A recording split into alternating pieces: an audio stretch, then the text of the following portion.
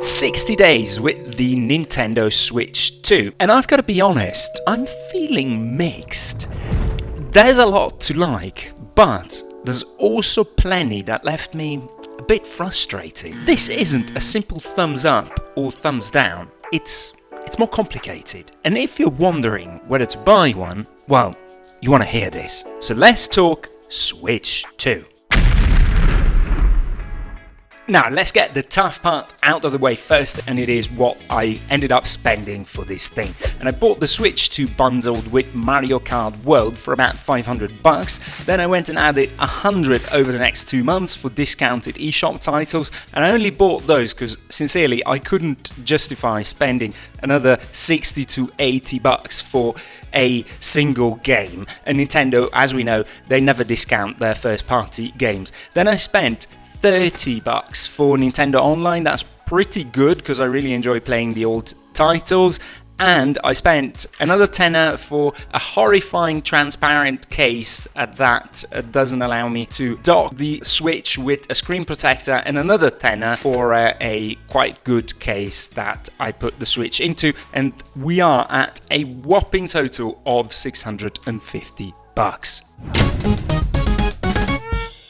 Yeah, I kind of kept that number quiet at home. We don't talk about this.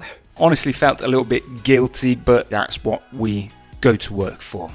But let's start from the beginning and let's look at how this time with the Switch 2 has really progressed and how it's been. And during the first couple of weeks, that's the honeymoon phase. I love you. I was genuinely loving it. So you can go and watch this video I made, and I was a Nintendo newbie. I was really over the moon. Mario Kart World was an absolute blast. I was playing this thing all the time, handheld and on the TV, really enjoying the system, getting to know it, discovering the settings, tinkering, etc. I loved the screen, everything was flash and fresh. But slowly, little things started creeping in. And it was the kind you might even try to ignore at first. So once my binge phase with Mario Kart World came to an end, I did what is only logical to do. I went digging through the Nintendo store because I wanted some new games, and here I quickly came face to face with what is probably the harsh reality as a Nintendo user, and I didn't realize that coming from Steam. And it was that I found the availability of discounted games, and games in general, at least for my taste, pretty scarce, and the price is very high. Remember, I come from Steam, where you can just go on and there is always a lot of deals. For under a tenner, under a fiver, you can get some great games. Well, that isn't always the case on the Nintendo store, and especially when you have a new system in your hand, you just wanna give it a go. And I found I couldn't fully do that because I didn't want to go and fork out another 70 bucks for a game like Zelda, which I'm really eyeing, and nor did I want to spend 100 bucks for that 2-game bundle. So you see, I was craving games, but the availability and the value for money wasn't quite there. Having said that, in all fairness, in the last 2-3 weeks in the store there's been quite a few cool deals, and I picked up things like Immortal Phoenix Rising, which I'm really enjoying, or Ori and the Will of the Wisp, Captain Tsubasa, Doom Eternal, which I'm really enjoying to play, and Abzu. That's a game that I used to play on the PlayStation 4 and I'm really liking that. So there is things there, but you need to dig, and still I have my difficulties spending 70 bucks for a game that frankly looks amazing, like Donkey Kong Bonanza, but it's 70 bucks. That is a lot of dough for a single game. Probably I should have known better, I should have looked into this before, but hey, this is how Nintendo works. I got slapped with the reality of being a Nintendo user. While we're here talking about things being expensive, there is some more hidden costs that you're going to have to budget in. For example, if you want a controller, there isn't a lot of third-party options out there, so you want the best, you want the Pro controller, that's another 85 bucks. You're going to fill up your 256 gigabytes of internal storage very fast. you want a micro SD, but it's the Express. So pay another 60 or more for that. And then there was that whole policy of Nintendo raising the prices of games to $60 to $80 during the launch phase due to tariffs. Those prices are still around today, and they're going to be there forever, and they're going to get more expensive. And then don't get me started about the hot topic right now. They've risen the prices again for the Joy-Cons. Twitter is on fire about that right now, and they're $100 now. I mean, that is a lot. So even after buying the console, you're constantly hit with these extra costs that really add up very fast. Now, let's talk about the comfort, because this is a tricky one, and at first the Switch 2 felt incredibly premium. It still does. I like the user experience, I like the UI, I like the overall build quality and the finish, but actually holding the system for longer periods in handheld mode, that's where I get some issues. Maybe it's my hand because they're rather large, but after about 30 to 40 minutes, this isn't particularly comfortable, because the back of the console is very flat and there's very little in terms of natural grip there. If you know the Steam Deck and you played the Switch 2, you know what I'm talking about. If you detach the Joy-Cons and play with them separately like I often do, that's absolutely fine, but if you're strictly handheld, you probably want to go and get a gripping case or a third-party grip accessory, which of course means that you're going to have to spend some more money. So while the machine itself feels extremely premium and I genuinely like using it, it makes me happy every time I turn it on, handheld only isn't the Switch's 2 strong point.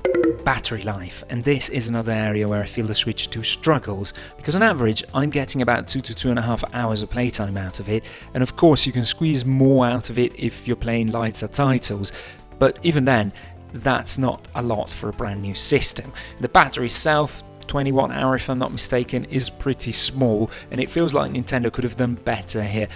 This is a portable console and battery life is kind of a big deal, if not the biggest deal, and right now it drains way faster than I'd like. So if I'm heading out, or if I know that I have a longer journey ahead, I know that I'm going to need a power bank in my bag or the charger, because the Switch 2 won't last enough on its own. And then finally, the biggest issue that I have currently with the Nintendo Switch 2, and this has to do with upscaling and the visual quality of the Switch 1 games. If you put a Switch 1 game onto the Nintendo Switch 2, whether it's the cartridge or downloaded, in all fairness, most of them don't look very good, because by default the Switch 2 actually forces HDR on all games. These titles were not made for HDR, which makes them look overly bright and very flat. You can turn this off under display HDR output mode, so you only play HDR to compatible software, which improves things a little bit, but even with that fixed, there is another issue, which is the upscaling issue, and the fact that Switch 1 games were designed to run at 720p, and if you put them onto the Switch 2, they get blown up to 1080p in handheld mode or 4K docked, and the algorithm behind that doesn't do a very good job, because it makes everything look very soft instead of sharpening things. And then there's the LCD screen, which doesn't help either, because it's a little bit slow in response, so you get things like motion blur and ghosting during fast scenes.